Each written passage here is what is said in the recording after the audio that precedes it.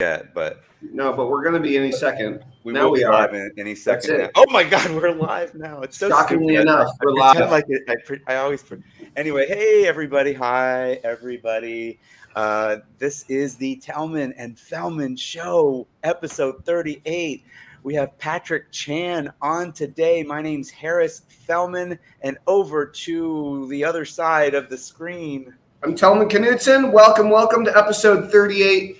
I have one of my oldest internet marketing friends on here today, and Patric Chan. We have some funny stories to tell. I actually interviewed you maybe a year or so ago in a similar format, and so it'll be good. It'll be good to jump in and get an update and find out what you're working on now and where things have changed. When Tellman says oldest internet marketing friends, he's actually being literal. Patric is 97 years old, but Asians don't age at all. So anyway, let me read the intro really quick. Patric Chan is and both Tellman and I'll tell you in a second what we were disappointed in just a second. Patric Chan is an internet marketing a pioneer and a best-selling author of 3 books, including co-author of Clicking Cash with Robert G. Allen, which many of you have heard of. He has also spoken in 12 different countries as an authority on internet marketing and building digital businesses in the United States, China, UK, Indonesia, Singapore, Malaysia, Australia, Thailand, and many others. Or maybe one other, I don't know. It just says and others. He also has been awarded the ClickBank Platinum Award for 7 years in a row. Wow, ClickBank is still popping for Patric Chan, and arguably, or maybe this was when this was written. We'll find out in a second. And only one of the only few internet marketers who is well versed with Web3 as a content creator. Today, he's the creator of Operation Zero Employees AI, which you can see down there. I'm going to talk to you about that during the show. I'm excited to hear about what that is. This is a system that Patric uses to build a 7-figure digital business while working only 2 hours a day and without any employees. His latest project, I like Patric already. His latest project includes ComposeChapter, which is the world's first AI book writer that writes chapter by chapter, allowing anyone to write a book in a day for any topic. Let me tell you what Tellman and I were disappointed in. This intro does not say, "You can do it." We both remember "You can do it" so well, but welcome to the Tellman and Fellman Show, Patric. We appreciate you being here. Thank you so much for the kind introduction. And I'm going to say this, you can do it. You can do it. That's what. So I mean, that's definitely your best titled product ever. I really think you should bring it back. Did I help you come up with that? Was that on an interview with me that we kind of kiddingly talked about it and then you ran with it, or no? That's my memory. My memory of it is I helped you name that. We do have some discussion about that. The name was coined by a pretty, I wouldn't use the word old. I mean, we are all old as in we start really early, but it was Stephen Pierce who helped me with the brand at that time. So we were on a tour, speaking in seminars in different countries and so on. And then I was with him touring the whole speaking gig, and we were having some holiday. And then he looked at me and then he says, "You can do it. You can do it." And I was like, there's this really deep voice, "You can do it." And his authority tone and all this kind of stuff. And I was so young, I was so small, and I was thinking, "Oh, what did you say?" And then he slowly explains to me, "Oh, you know it," and that's how it all got started. And Harris, your memory serves you precisely as what you're coming with, because we promoted You Can Do It that time when you were doing Catalyst.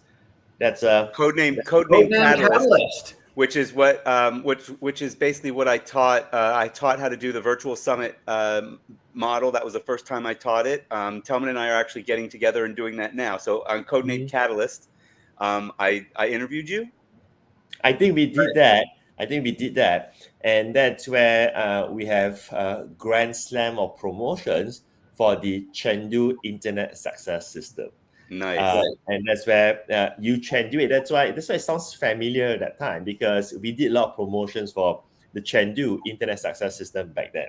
Well, Patrick, I'm going to try to give you a new title because I think Operation Zero Employees AI is a little too long. I'm going to put it here in the chat really quick. I think it should be AI can do it. Yeah, I can do it. That's so cool. That's so cool. AI can do it. Yeah. That's That's funny. one time I wanted to revive it and bring back like You Can Do It 2.0. And it just didn't happen. Same with But Sal, like Sal the site stealer. I keep threatening. Oh, I mean, he's appeared on this show actually once, but to bring him back and put him in a product, I haven't been able to really quite do that yet. So you mentioned Stephen Pierce that used to run with him at conferences. We had somebody on earlier in the year. We've been doing this 2 months, so a month It was ago. earlier in the year, Harris. I think Tom Beal talked about this on his origin story, that he was at a Stephen Pierce event, the first event that he went to, and was really introduced to the whole internet marketing thing in January 2005. So where do you start? Where do you start, and how did you meet? Let's just, you've mentioned Stephen Pierce. Someone else mentioned Stephen. So how influential was him for you, and how did you end up doing speaking so quickly and all of that? right. So I'm going to meet the point where I get to know Stephen Pierce. So I started doing internet marketing, building online businesses somewhere in 2003. And it took me about 8 gruesome months to make my first sale. And I'm going to share the whole sad story, all this kind of stuff. So I'm gonna move forward to the speaking stuff. And then by 2004, I started doing mini workshops. And Doing what? mini workshops, like small Mini workshops. workshops Yeah, mini workshops. in mini person. classes. In person, right? I was a young kid then, somewhere in my early 20s. And then they were looking for speakers to speak in Hong Kong, China, Malaysia, and Singapore. And my name pops up, right? Because during that time, there are rarely anyone in this region who are successfully generating income from the internet and so And on. tell the audience where you are. I'm from Malaysia. Malaysia. Okay. Yes, right. And it happens that in the tour, right, and we did with World Internet Summit that time. Some World of you may have Internet heard Summit. of Oh yeah. Summit, right? Quite a familiar name during those days.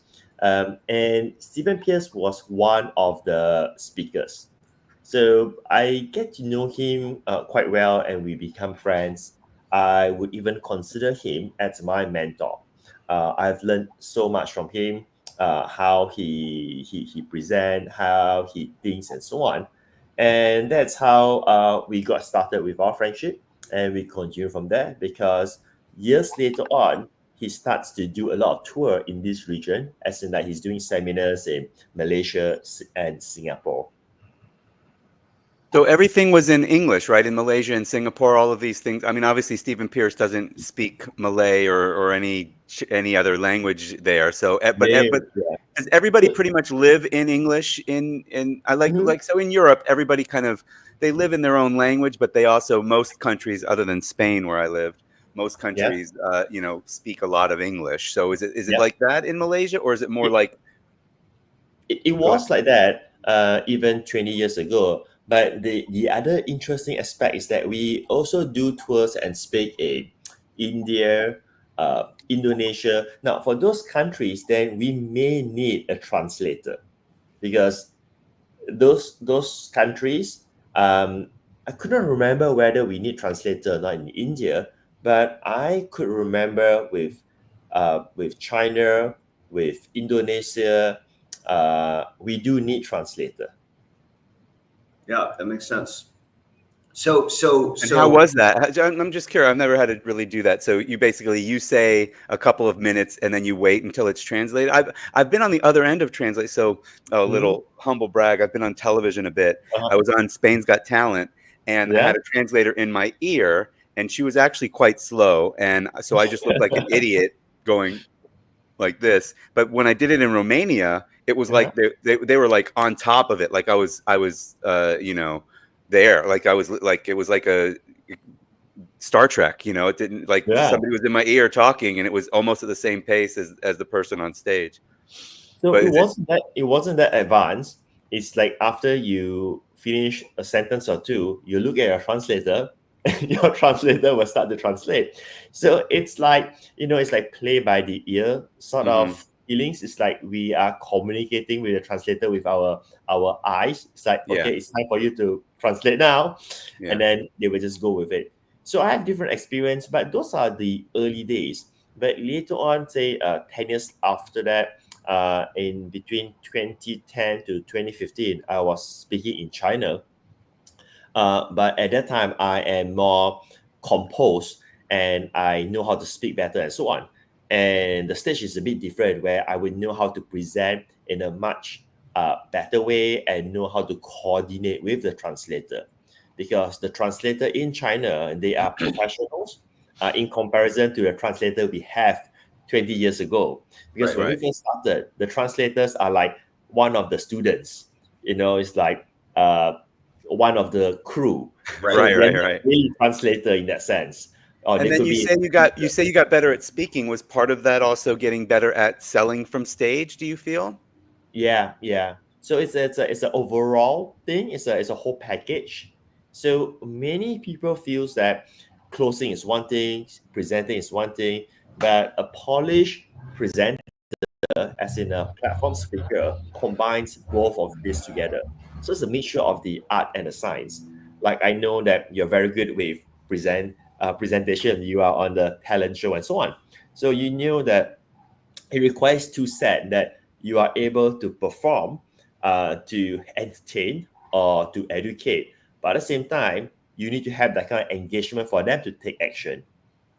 So yeah, I found when I attempted platform speaking, I wasn't great at it. I'm a natural entertainer, so that's where my attention was, and getting the feedback and engagement from the audience for me is that they get information, sure, that they laugh, that they're if I do magic now, if that they're amazed, but then I never really got good at like turning that into back of the room sales or whatever. And part of that was I think I had good content to deliver, but then I was like, oh, I have to sell something, so let me make something up. Let me make something up that's $3,000 and see how that does. So then I think even funny, we've mentioned Matt Basak probably on almost every episode, but I think Matt told me that like when I was speaking on his stage once that like I kind of backpedaled a little bit as I was selling. Like I visually, so easy to do. Like I visually backed up as I was selling, which is like showing a lack of confidence because I wasn't confident in the thing that I was selling. So I remember that. I think it was Robert Allen too. I introduced him once and I left the stage and he was walking from the back. So I said, oh, ladies and gentlemen, Robert Allen. And he slowly walked up to the stage and I was gone. And he talked to me afterwards and he was like, you gotta make sure just a little tip for you. You gotta wait until the person comes on stage before you leave the stage, buddy. He didn't say buddy, but and then he punched me in the face. Strong guy for 70 years. Really? And speaking of Robert Allen, so I know Robert Allen pretty well in the sense that we have co-authored a book together. So this is Kicking Cash. Robert Allen. So this is just you and Robert. I was thinking it was you. I thought maybe it was. Didn't Robert Allen do something where he like co-authored with a bunch of people at once? Yeah, that was very popular for a while. A lot of the big authors did that for a while. But this is just you and Robert, yeah? This is just me with Robert. This is a real co-author book. Or is it you and Robert, or is it Robert and you? I mean, if it's Clicking Cash, it sounds like it's you and you let Robert get on it with you just to help him out a little bit. Well, I put Robert Allen's name first there. I see. Fair enough. Right. Smart. So we co-authored this book. It's the best-selling book we just promote this in this region. So the reason why I brought up Robert Allen is because I want to say my gratitude towards him, where I've learned so many strategies and success formulas from him just by being with him. And we are speaking about platform speaking, platform closing, and all that kind of stuff. And Robert Allen impressed me on how he do his closing.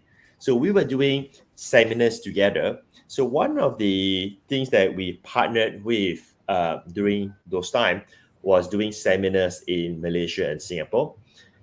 And we have closing, like high ticket closing and so on. And just looking at how Robert Allen performs or apply his skill, his art, wow, it was impressive. Yeah. Tellman Yeah. just sent me an old I think Robert Proctor, wasn't it? Some Proctor? Tellman, who Bob was it? Proctor? Yeah, right. And an old video of his, and man, these like it was like it was, you know, a motivational speech that people had paid for, but I mean, it looked like he was in church. Like it was like, now I'm going to tell you all that, you know, it was a little bit lower than that, but it was, you know, that was I mean, I'm sure Tony Robbins is, you know, depending on the year, is similar to that. Those, I guess, Well, it those. also depends on where you come from, Harris. Like what your background is and what your vibe. You know, like who knows? You know, what everyone's origin story is. But yeah, I mean, when I was young, it's funny. You know, we were talking about this before around public speaking. When I was young, yeah, I grew up going to Sunday school, and I gave a bunch of sermons when I was in church when I was in junior high. You know, so I kind of like had to face my fear of public speaking when I was very young, and I got very embarrassed. Like it was terrible. Like I was not at all good at it. And then I stopped going to church, and I immediately became a singer in a heavy metal band. And Oh, wow. And that was another version. You know, it was the same thing. And so I didn't realize I don't actually like being on physical stages that much, but I will tell you, like. I bought from stage. I went to a conference and I bought John Childers Chunks. I spent like $2,000 on his home study course to learn how to speak from stage. And then I also went and I spent $5-10 grand or something like that, maybe more, to go and learn Dave Van Hoos's public speaking system. I went down to Florida and spent a few days with him and his younger business partner at the time. I'm spacing on his name, and I learned their entire sales process and structure. And we built my slideshow, and I created the Wealth Method, which is a money mindset hypnosis program. And I sold that from stage for a while. But who did you sell that on stage to? Like just general audiences or at marketing events? Marketing events. It was the Wealth Method was a $5,000. It still exists. I still sell it. It's $5,000 money mindset hypnosis training specifically to get you thinking like an entrepreneur. So it's the 21 habits of the world's wealthiest entrepreneurs is the idea. And so it has 21 hypnosis sessions, right? Okay, so let's switch back to Patrick. So you were saying, is that okay? So totally. Patrick, you were saying that you remember learning a lot from Robert Allen, and then Tellman. I went on a tangent, and Tellman went on another tangent. But since the subject seems to be right now selling from stage, let's give the audience like something useful if they're ever like selling from stage, other than don't backpedal when you're trying to sell. What's something that like maybe you learned from your own, or maybe you learned from Robert Allen or whatever that like, and is this something that's still important today? Like, does this apply to selling on a webinar? Is it the same? Like, all that. So I have a formula on how to present and sell. And I will be happy to share with the audience today. It's pretty simple. But before that, I do want to acknowledge what you have shared earlier, Harris, about you being a content provider and you're so-called not good at selling and so on, right? So of course, those skills can be improved and you can close better, have higher sales conversion. But in fact, you have a better position of closing in comparison to the polished speakers who close from stage, because closing, it is not the ultimate game.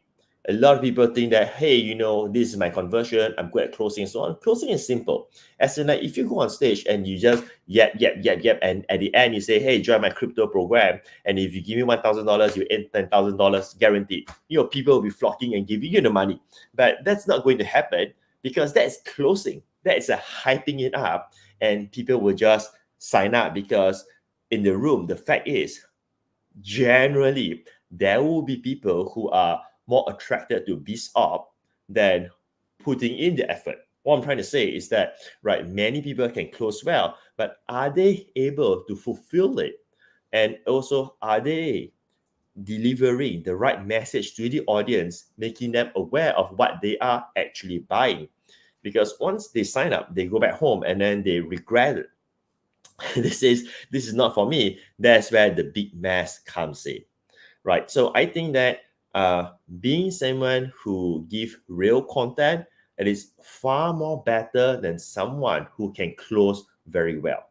Because if you can deliver good content, and then let's say your conversion is just normal, but you get to keep the customers and you get to build your brand, well, that's a plus point compared to someone who comes in and hype it up, get lots of sales, and then there's just so many people calling him a scammer on the internet. So I just want to set the record right?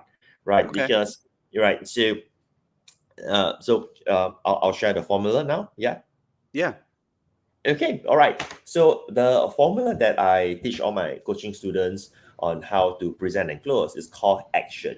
So action is acronym ACTION. So the A stands for acknowledge. Now, you will see speakers likes to go on stage and hype things up and say, who wants to make money, all this kind of stuff. Or sometimes they go up there and say how successful they are and so on. But my style starts with A, acknowledgement, which means that, have you gotten the acknowledgement from the audience to present what you want to present?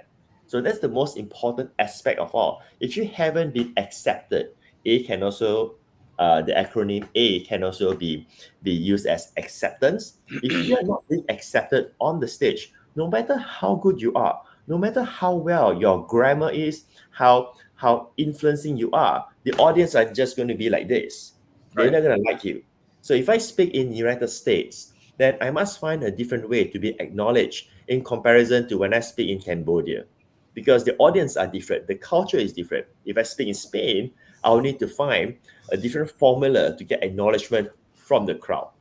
So then there are all these tactical steps, like Tudor chunks from John Tudor's. Those are all tactical steps that you can apply for your strategic reason.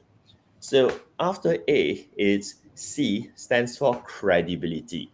Now, you also see speakers going on stage and brag about how successful they are, all the awards and so on. Now, that's normal, because many people are attracted to the Lamborghinis and the big houses and so on. But the credibility here, if you are a seasoned platform speaker, you are playing a different level, you're not there to brag about yourself. The only reason you share about your credibility is for the benefits of them, where they can feel confidence and have the trust in what you're going to deliver. The credibility is so that for them to feel safe that your content is accurate. Your credibility, it is not to brag how good you are. Right. So that's right. So it's a different strategy.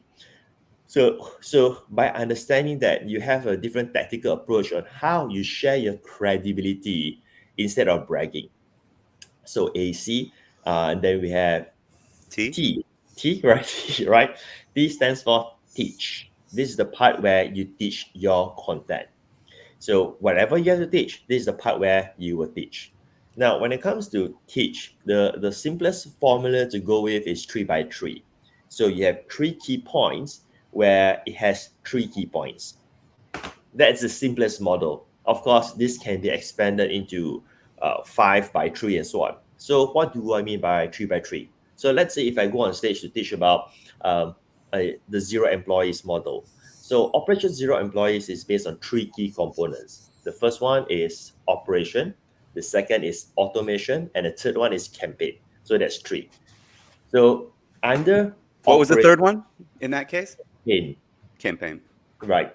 So the way now I am off tangent a bit. So the campaign here would means that instead of focusing on how to get traffic, we build campaigns to promote an offer. And then we'll have different system for evergreen traffic. So that is Operation Zero Employees. So I'm going to bring back to the speaking stuff. Okay, all right. We can talk about zero employees if you want to. Yeah, I want to talk about zero employees more than I want to talk about the speaking stuff. But let's go ahead and get through ION. Right, and then ION, and I stands for ignite. So in that presentation, after you teach, you need to ignite their desire, wanting to achieve the goal. And once you have done ignite, then only you can ask for order, which is O. O is for orders. So that's where your call to action comes in. And after that, we have N. N will stands for next. It means that after you ask for orders, what will be the next step? Or N can also stands for no. It means that nobody wants to buy when you ask for the order. What should you do after that? Wait, what was O? O is for order. Order. Like ask for the order. Yeah, ask for the order, and then no is when you get more objections, and then you have to overcome. Yes, precisely. That's but then it would be action. So cool. Well, that was interesting. So you mentioned, and Tellman, you can pipe in anytime that you want. Well, thank you, Harris. I do appreciate that very much. Good. I don't want Tellman to say, why didn't you ask this question? Don't worry, Tellman is not shy. So you did mention, Operation Zero Employees. So let's fast forward a little bit. So from 2000, so that was 2010 to 2015, and then 2000. What happened with you? What did you do during the pandemic? Because you were not able to do platform speaking. So there must have been a shift for you, or had you already started not speaking as much? Do you have a child? I know you got married recently. Many years ago, in fact. My recently means in the last, like, you weren't married when I met you 20 years ago. Yes, right. I get it.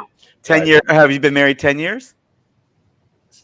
More than that, yeah. Oh my God, I'm so old. All right. Okay. So I have 3 kids right now. So 3. Yeah. So 3. How old? So that's. Let me count the numbers again. 10. Wait a second. No, it's not 10. It's 11. You can do it. 10. You Right, can do it. No, because I am. I mean, sometimes you get into this stupid state. Oh, I know. I remember when you're live on stage, right? So I think it's 10, 13, and 15. Cool. My daughter's 13. My son's 18. Wow, That's cool. I do remember Touch, right? Your kid's name Touch. Torger. Torger. TOR. Torger, right? Yeah. Yes. Spear of Thor is the direct translation. Your kid in Malaysia when you were visiting here at that time. Remember that? Yeah. It was crazy when we went down to visit Vishen in Malaysia, and he split his head open, and we had to go to the hospital. There was blood everywhere. It was very scary. Did you have a snake around your neck, Tellman? Twice. I had one real snake and one fake snake. I put pictures up on our new.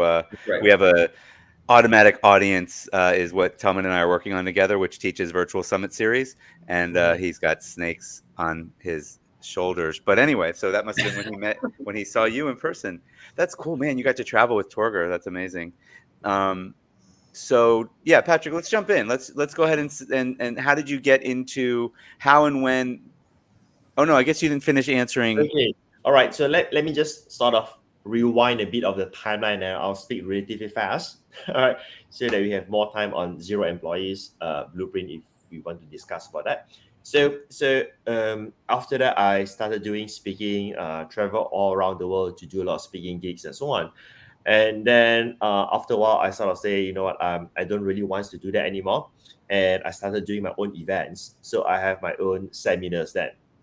So instead of me traveling overseas to stay on other stages, I have my own seminars. So we were doing that, and all is good. And in 2015, okay, a few years before that, we started with ClickBank, and we did well with ClickBank. So I decided, after doing all this seminar stuff, I said, hey, you know what? I just want to do more on the online stuff, right? So then we get into ClickBank, and then we focus on ClickBank. And then in the first year, we achieved the Platinum Award, whatever they called it that time. I think they still call it the same. So so we started achieving that, and then we've been focusing on ClickBank, and every year we've been getting the ClickBank Platinum status. And we're making pretty good money. But by 2015, I am sort of burnt out. Because when I first started, when I decided to do this whole internet marketing stuff, is because I wanted to earn some money and have this internet lifestyle. Right. But by 2015, I think Tellman can share this sentiment, because I believe he has gone through this roller coaster ride with all the employees and so on. So by 2015, and one day when I go to the office, it was like 8:30 a.m. in the morning, and I do not know why, but that day I started to see all the cubicles in the office. It wasn't there. It was there, but Your office. yeah, the cubicles with people sitting there and working. I mean, the cubicles were always there, but I did not notice that. Right. Because I was just busy working every day. Yeah. Right. And then when how many people were working in the office? It's not many, maybe about it has been about almost 10 years ago. I would say a ballpark number would be about maybe 10. Yeah. Right? Yeah. So I was there early, and yet the staff there, or my team, my employees, started asking me to make decisions, questions after questions after questions, because this whole internet marketing business, they don't really understand how to do it. Right. So they have a lot of questions, right? Like, what do you think about this e-cover design and so on? And I says that, this is not what I want. I mean, this is like, it's stressful. Like, why do I need to be in the office earlier than everyone else? Because I'm trying to set the right role model. The whole employer Right. sort of stuff. So that's how Zero Employees was born, because I'm a student of Tony Robbins. And so you fired everybody that day? I didn't do that, right? I have a different plan. So I asked myself this question: how do I make more money but scale smaller? So the usual question is that, if I want to make more money, I need to scale bigger, more employees, and all this kind of stuff, more ads and so on. So it's just going back, revisiting what I've learned from Tony Robbins, like ask powerful question. And long story short, within 60 days, not overnight, Harris, 60 days, I managed to let go everyone, change the entire model, and those who have talents, I keep them, and I devise an entire different arrangement with them. So the concept of Zero Employees means that I don't have employees, but I still have a team with fixed salary that I pay. Means that there's still fixed fee that I'm paying, so that they can help me to do work. But the arrangement is completely different, because it is not operating like a conventional company anymore. For instance, in the past, I would need to deal with sick leaves, HR, accounting, and all of those. But today, with my model, I no longer work that way. They're all like in the US, they would be independent contractors and not employees, where you don't have to have all the benefits, that you don't have to take care of all the benefits. Yes, similar to that, but this is even, I wouldn't use the word better, it depends on how you look at it. It's like we are in a different relationship for business, where my team are operating their own business. Right. So they are not, I would say, tied to me, and this means that they can do other stuff, but at the same time they have a safe net where they'll have salary every month, and there's a different kind of plan arrangement that we do, and this is how we maintain a good team. On a side note, for solopreneurs, or should I say small businesses, right? Most of the time, the boss is the boss. Let me put it this way: the CEO is the boss. The boss is the CEO most of the time, right? And which means that when small businesses boss go into the office, they will see how the employees are doing the work. And the fact is that most of the time, not all the time, but most of the time, they're not satisfied with the work. I mean, just putting things into Usually the way it works. Yeah, unless Yeah. you're a very, very experienced boss that can pull their head out of their butt before they walk into the office and focus on what's going well and appreciation and the relationship that they have with their team. And most of us, especially the first time through, do not have that training and do not have that experience. So of course you want everybody to do better. Yes. So you're going to point out all the flaws and everything that isn't being done right. Works the same way with kids, right? Yeah, and it's also because the boss is the one who is paying the salary. I'm saying what I'm trying to say is that the CEO doesn't pay his own salary to the employees. The CEO takes salary from the company, and the companies that pays the checks. But the problem, not really a problem, but the relationship is the boss. So the way to solve this, which I figured out, is don't look at how they are doing the work. So with Operation Zero employees, I've changed the entire business model where I no longer see what they are doing. And that has helped me to gain back my freedom. Right. No more micromanaging. No more. Yes, precisely. Right. So we have a system on how to manage KPI. We're just looking at results, right? So it is not a freelance model because they are still our quote unquote employees, but they are not employees. Right. They're not employees in the normal micromanaged sense where they have to account for every moment. I think there's quite a few people that I talk to that I mean, I presume that's how they run their business. I had, right. Yeah, I had before I even got into IM, so 2000 to, it was an email marketing company. I had like 15 employees, and I didn't know what half of them even did. I think one of the things you have to learn to let go of as a solopreneur or a small business owner is a couple things. One, you're like, I can do that better, maybe, but you don't have to do it. You know what I mean? Like, yeah, you probably can do it better, but then to your point, your way is the best way. Like that is like, oh, come on, absolute foolishness, right? Yeah. So here's the key, right? When you're building your team, and this is whether you're talking about like strategic partners or joint venture partners or even co-authors or collaborators, if you're creating something together, like Harris and I are creating the show together, we're doing a launch together, or whether you're talking about your contractors, your employees, most people have a tendency to hire people that are not as capable, not as intelligent, and not as experienced as they are for two reasons. One is they're the boss. Why would someone that's smarter and more educated and more experienced work for me? I'm in charge. Why would somebody that's better than me work for me? That doesn't make sense. So that's a false assumption. And the second reason is because people are hiring people and they don't want to pay them very much. They're cheap. And so the problem is you hire a bunch of idiots that can't do a good job, and then you get mad at them. And then you tell them to do it your way, and they can't keep up because they don't have your knowledge and experience. So the key is hire people that are better than you from the start, that inspire you and impress you with their work, rather than hiring people that cannot do it almost as good as you. Because if you hire people that are better than you, it's great. It's very exciting, But what you'll find is that, like, if you're hiring someone who's better and more skilled and more experienced, they very often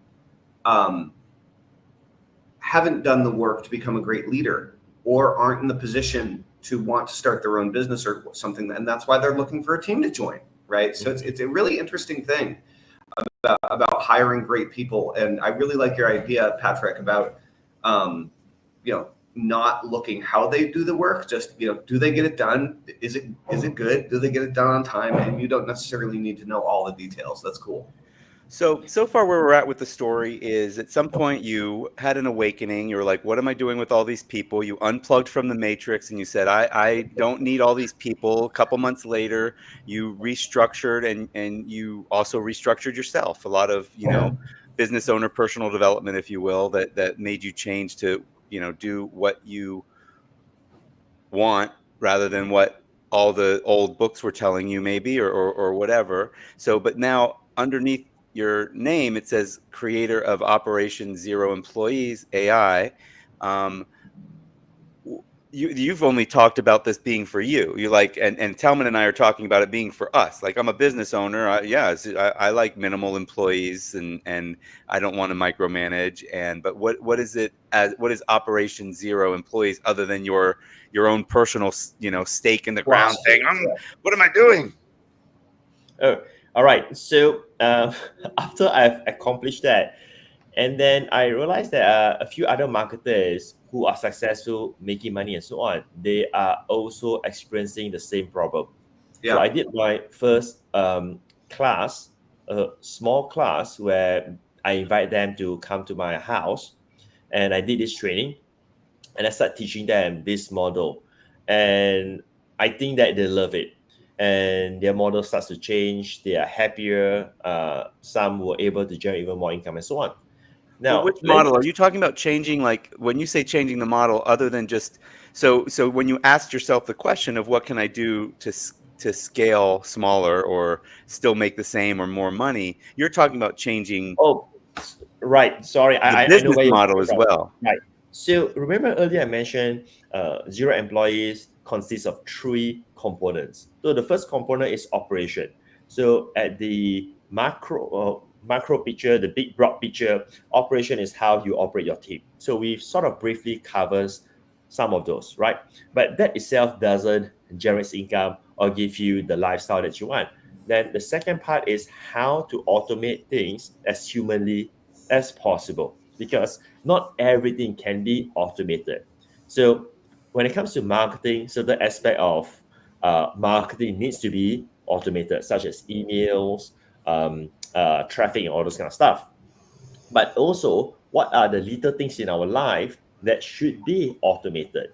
For instance, I know this doesn't fall to everyone, but if you ask people, right, and you ask them, so do you make payments for your credit cards every month, right? And most people will say, yes, I do. But why aren't you automating that process? Like, you can just enable so that it deducts from your bank account. Why would you trouble to do that? Same things with many things in life, especially bills that can be fully automated. So what I'm trying to say here is that once you have your operation handled, then the next part is how to automate anything that can be automated, which means business, marketing, and also your personal life, so that we can do other stuff. Yeah. But the most important aspect is the concept of campaign. So when we look at the conversation that happens in our space, most of the time people are talking about getting traffic.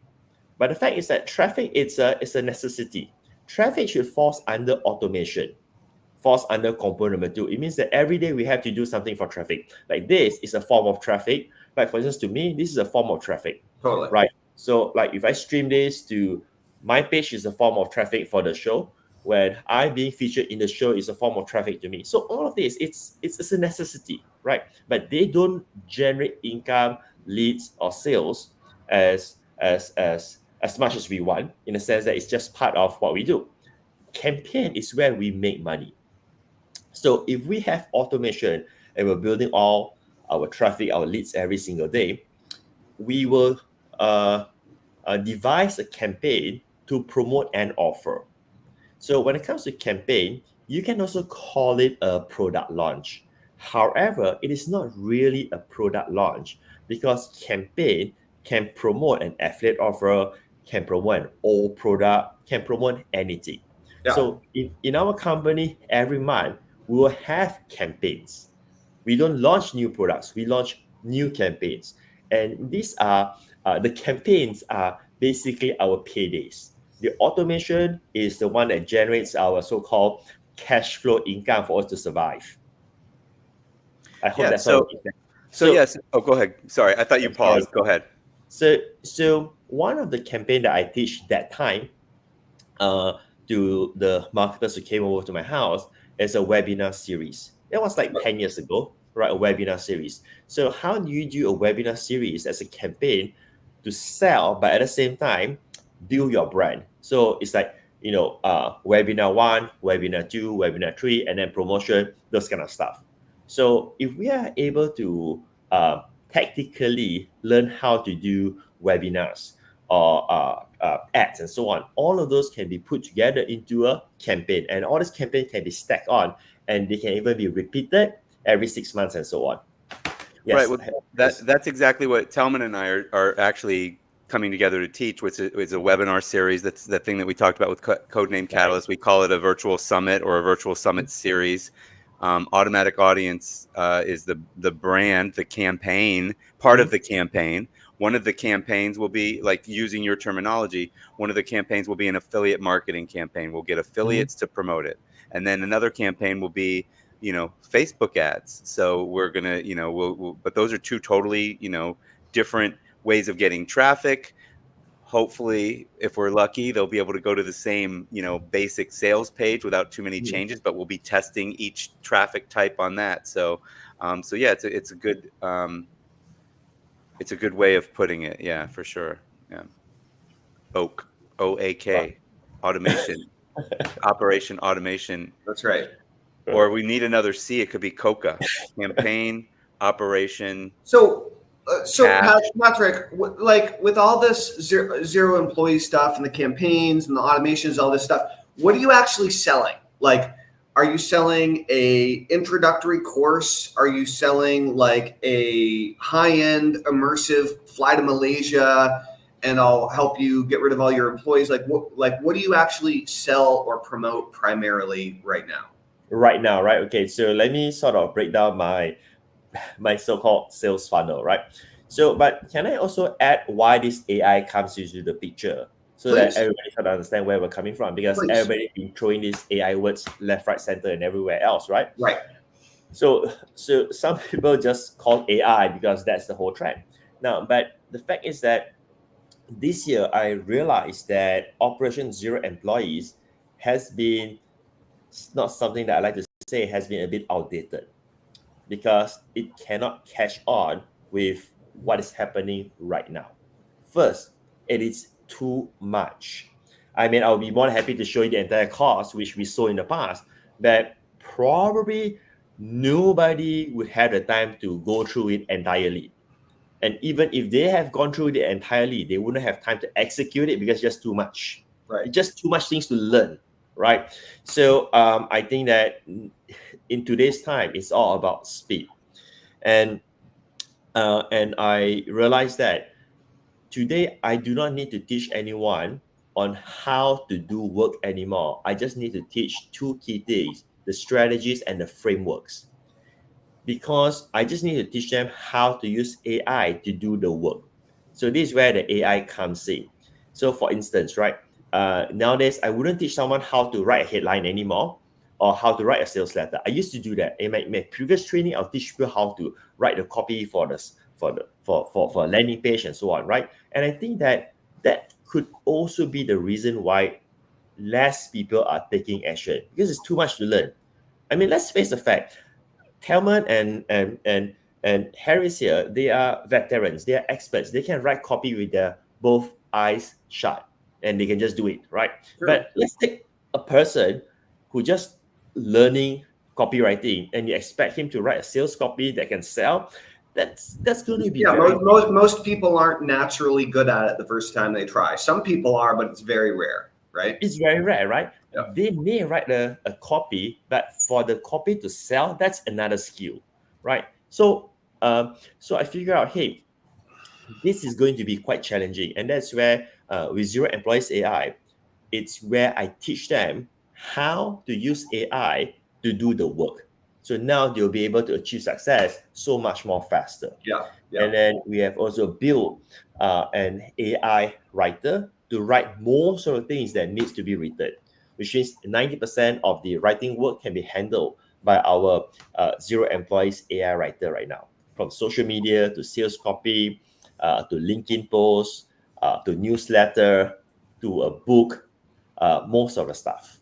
So that's where the whole AI comes in.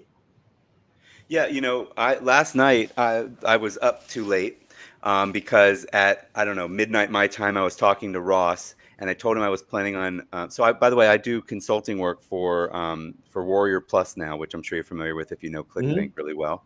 And one of my jobs is to do outreach and find potential vendors, people to put their products on. Hey, you want to put your product anyway? I've identified, or we've identified Udemy as potentially a good source of people with products. I go to Udemy, Udemy, they have all those courses there, and they're their own marketplace. They're their own kind of siloed world. And there's a lot of advantages to maybe being also putting your same course that already exists somewhere else, maybe ClickBank, maybe Warrior Plus, whatever.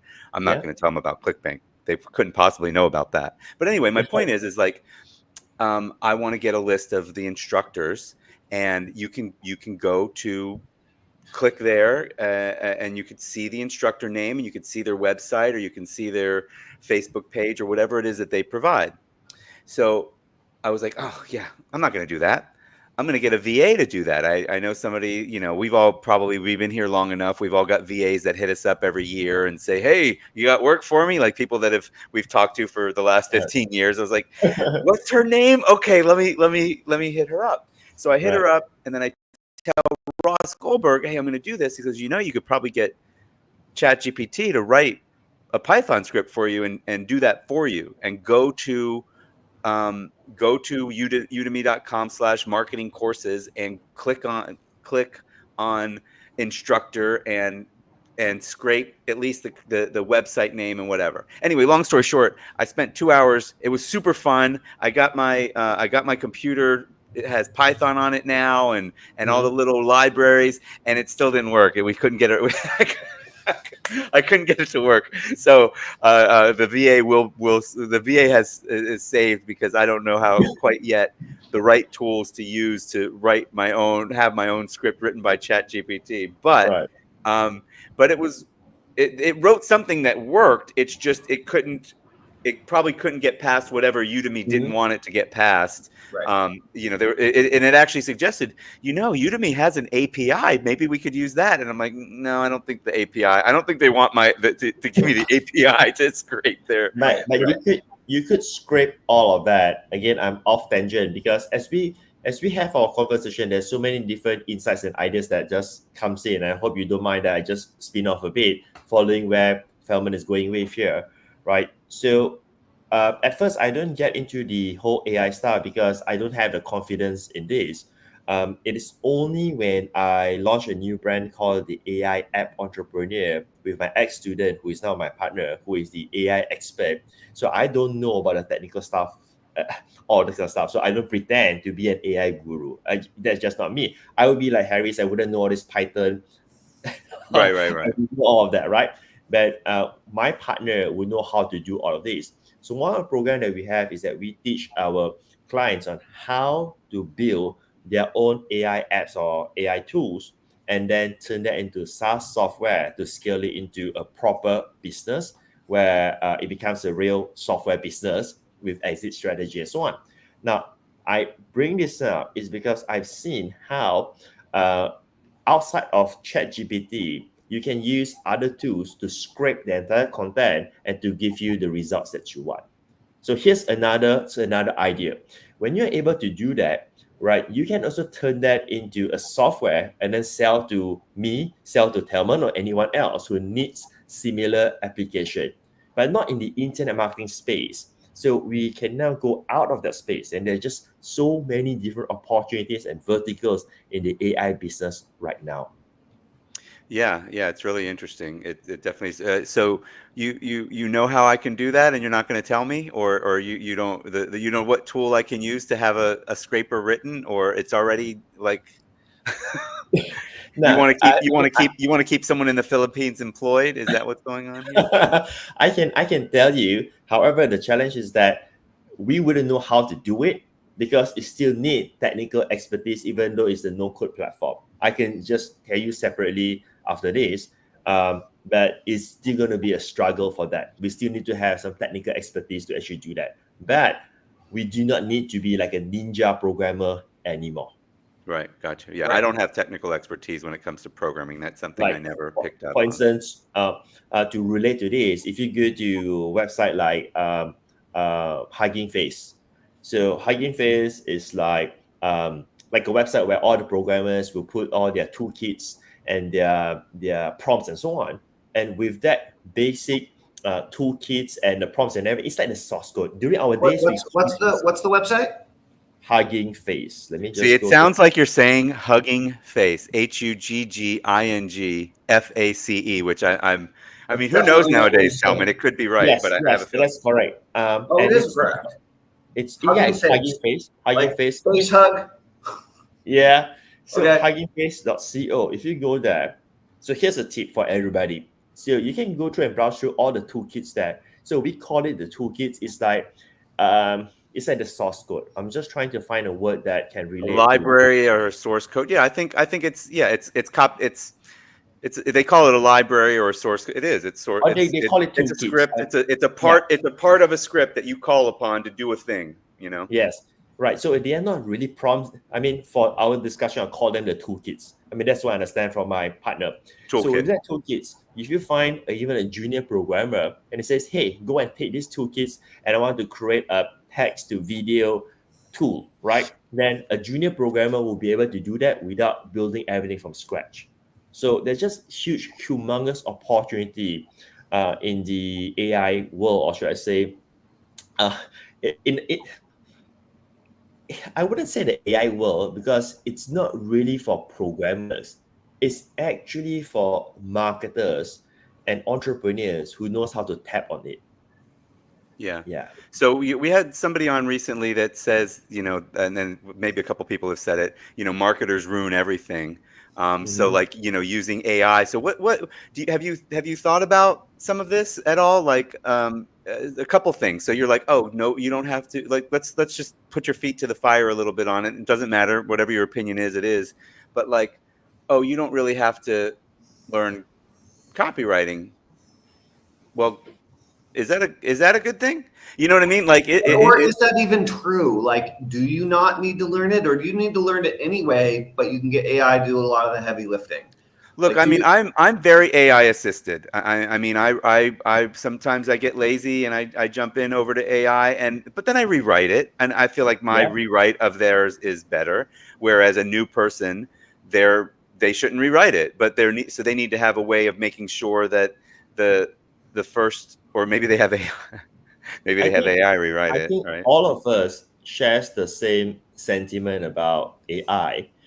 And we're not going to discuss about the broad aspect, like, is it going to take over the world, all this kind of stuff. But like what Tellman shared, like, let AI do the heavy lifting. But we're not going to be totally ignorant.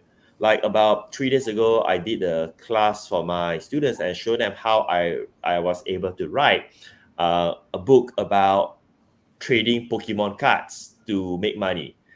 For young parents, right? Where I don't know about Pokemon cards. I don't have experience with that, but AI has all of that. So that can be a form of business. As in like, okay, if I can show you how to write a book by using AI about how to trade Pokemon cards for young parents, I'm pretty sure that you can sell that and make some money as a guidebook for 99 cents or $1.99 or something like that, right? So AI can definitely help someone to achieve some side hustle incomes, or maybe even help us to expand our digital business. But it is in no means whatsoever that AI is supposed to do everything on its own. There's no... This is really important because, growing up, I was a terrible speller. Okay, terrible at spelling. I'll be right back. Okay, bye, Harris. I don't care about Harris has to go to the bathroom. So I was really bad at spelling, right? And when I got into college was about the time that spell check really started getting good. Okay.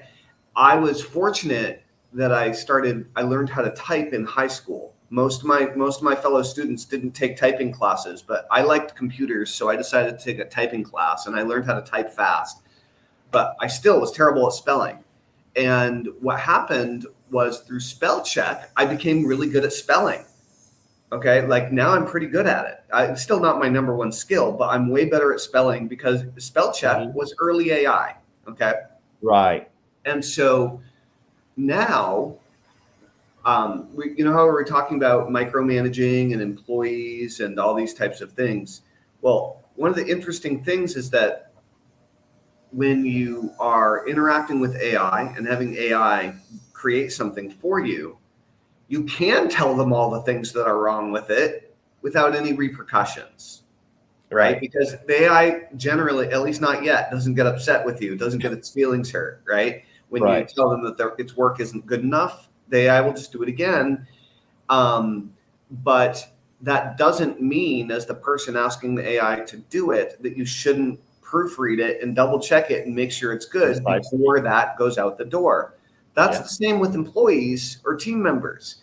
And what AI has done for me, it's kind of similar to what spell check did for me, is it's actually helping me to get better at asking for what I want really, really, really clearly in advance. So I don't have to ask for what I want 5 more times for the AI to get it right. And so it's actually training me, I think, to be a better employer and a better team leader, to be more patient with when I'm asking someone to do something, and ask for exactly what I want much more clearly, because AI takes everything so literally and it gives you the instant result. Right. Well, and like using that Python example too, you know, so last night it was 2 hours, but it rewrote 6 different scripts in 2 hours. That would have taken days, weeks, right. a week at least, you know, for a programmer, for me to say, oh no, hey, that's not working, and they'll be okay. I'll talk to you again in 4 hours, you know. Right. So like, and I wouldn't, and like I would have given up sooner because I want it now. Like I need that in data today. So it was a last night project, you know. At the same time, that there's a time frame to get the best out of AI for our business. That's a time frame, right? So when I did my seminar that day, I was asking the audience, okay, so we've been teaching people how to make money from information like past 10 years ago. We wrote this book, Clicking Cash, 10 years ago. We have the international player 10 years ago, and so on, right? So I asked the audience, so with AI right now, would it be easier or harder to make money from content right now? Right. So most of the audience says it will be easier. Then my answer to them is that it's not easier or harder. It's all dependable on timing. If you do it now, then it's going to be easy. If you do it 6 months later on, I wouldn't stick to the same answer anymore, because everyone else would also know how to do it. Because now the general public knows how to use ChatGPT, Right. and they can also write their own book in the next 6 months. Right. But the other aspect is, why would they want to read a book? Why would they want to read a book how to code Python when ChatGPT can write the Python code for them? You see where I'm coming from? It's very interesting. If you really take some time to ponder on the direction for content creators or those who generate income from content, you need to improvise. And if not, then the business will be obsolete. Because whatever we're teaching right now works right now. And I'm very convinced, very confident to say, hey, if you use my tools, you can make money, right? But I can't say the same thing 6 months down the road. Yeah, things are changing faster. And that, right. So but 5 years ago, what you were teaching might have lasted 2 years. You know, but you know what? I think we were one. No, this is important. Well, Harris, you were going to go somewhere before I interrupt. Go ahead. No, go ahead.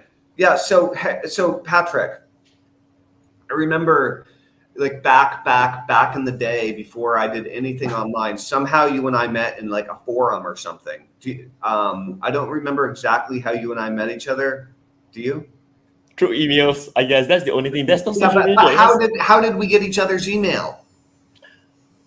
If I remember, you dropped me an email that time, and you were asking me, do I know Dr. Joe Vitale? Right, and you introduced me to Joe Vitale, right? And Yeah. I created Think Like Joe Vitale with him. Right. You and I created How to Get Started in Internet Marketing together. And it was that audio course. I think so. I couldn't remember. Yeah, totally. I know you helped me with listcrusade.com, Yeah. promoting the Chengdu Internet Success System. Yeah. Yep. So there was lots of cool stuff, but like we're talking about how quickly trends change, and what we're teaching today might change in 6 months, depending on its nature. There are trends and fads, but there are also long-standing principles and laws of marketing that seem to either change much more slowly or never change at all. And so my question for you is, how important is building your list these days, genuinely, to your business? How important is email marketing and building your email list in comparison to how important it used to be? Is that still a primary driver, or is that a constant for you, or has that changed? There are only two strategies that I teach all my students that they need to focus on. Only two things that they need to focus on. One is build their database, and second is to build their brand. That two are the winners, and you can forget everything else. And everything else is a strategy or a strategy that might change in between. Right. So like that's the business. That is the business. So let me just make it really, really, really fast, right? Everybody should know Gary Vaynerchuk, Gary V, right? So Gary V doesn't sell anything until right now. I'll come to that right now. But in the past years, he never sells anything. True? He just give content. If you say he makes money by selling books, no, guys, people don't really make money by selling books. All right. So that's a whole different story. So the only thing he has was his books. So he didn't sell anything, but he's only doing two things. He's building his database every single day. Followers are a form of database. Building database, building his brand. And the first real product that he sells is actually VFriends. Now, I know this because I was in the Web3 space, NFTs, and so on. So for the record, VFriends would have generated about $70 million worth. And he would have made $70 million by selling NFTs then. That was his first product. Now, if you look at it again, how in the world can he get so many people to buy something that people are quite clueless about, right? Two things, because he has massive database, right? Second, because of his brand. There's the trust there, and people are willing to pay one ETH, which is worth about $3,000 for an NFT.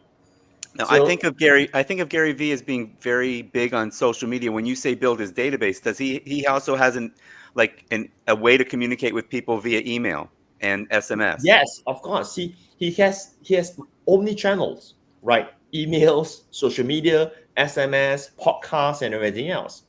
So emails is very critical. I use emails as my main channel of communication, right? As my main database. Other people may use different ones, right? So to answer your question, 100%.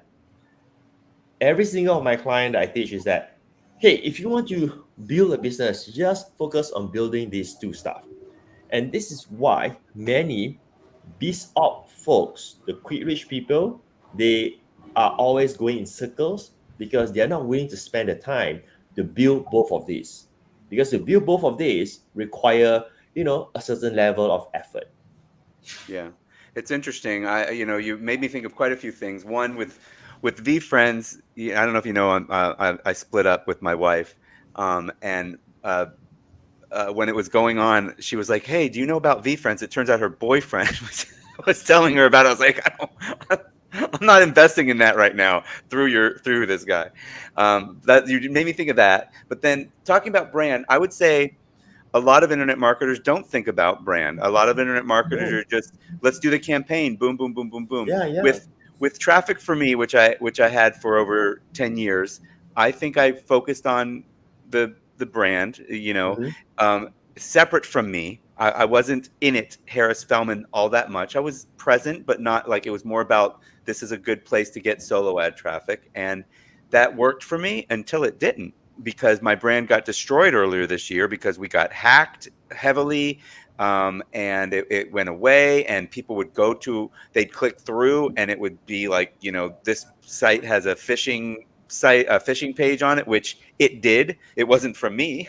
It was from the hackers, so brand is super important. Luckily, I've still got a little bit of, equity in my own personal brand, so I'm able to, still, but I haven't done a great job. So we're way past the hour right now, but I would say we've had a lot of talks about email, but tell us, what do you teach people about building their brand? And then I think then we'll let you go if you'd like. All right. So to build a brand, it is mostly focused on delivering content. For instance, what we're doing right now, to me, this is called brand building. I just want to keep simple, short, because we are short of time. That's all we do. So minimize on the selling, focus more on delivering and giving value. So when we are able to achieve that, when we offer something, chances are people are more receptive to wanting to buy.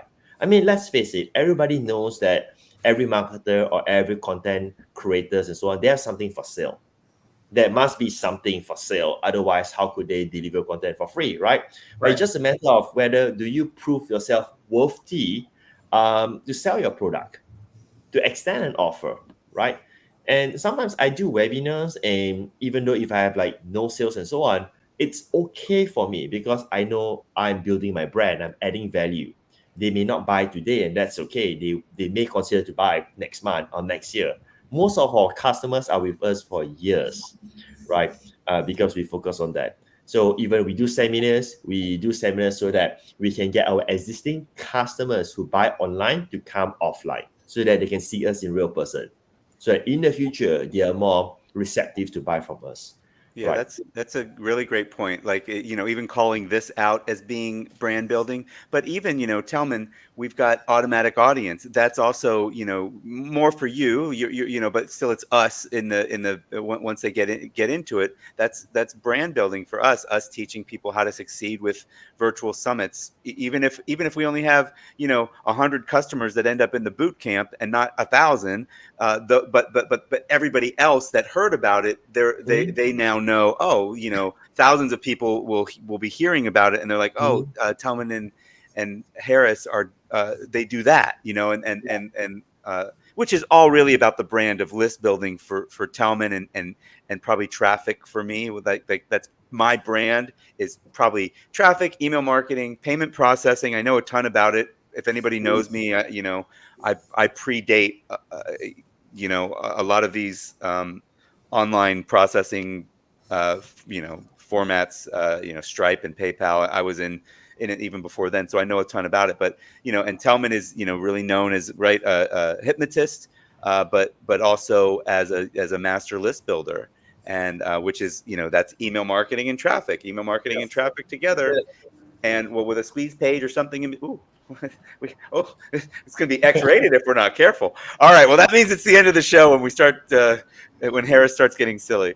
Right. But anyway, Patrick, thank you so much for being here. If either of you want to add anything, yeah, guys, if you like today's show and you want to check out Patric's stuff, go opt in, put in your name and email address at his squeeze page at zeroemployees.com, because he's actively building his list. Building brand. Hey, Patrick, awesome. Are you still in touch with Stephen Pierce? Oh, not really, because something awful happens. I'll talk to you about that. Okay. Yeah. Okay. We'd love to have him on the show. That's why I mentioned it, because he's so crucial to some OG stuff. But maybe don't worry about it. Don't worry. We'll check him later. All right. That's the only reason I'm asking. Look at my face. It's not. Yeah. No, you will not be our connection to get him on the show. That's fine. Cool. Yeah.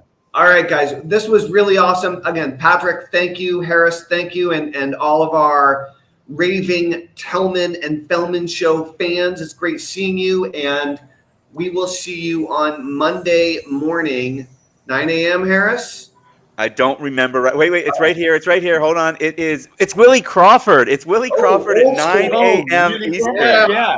Old right. man Willie. Let's go. Yes, Cool. sir. Cool. Yeah. Oh, my Rock and God. roll. Go Willie Crawford. All right. Cool. See you guys next week. Have great weekends, everybody. Thanks, everybody. Working hard 24/7 on the internet.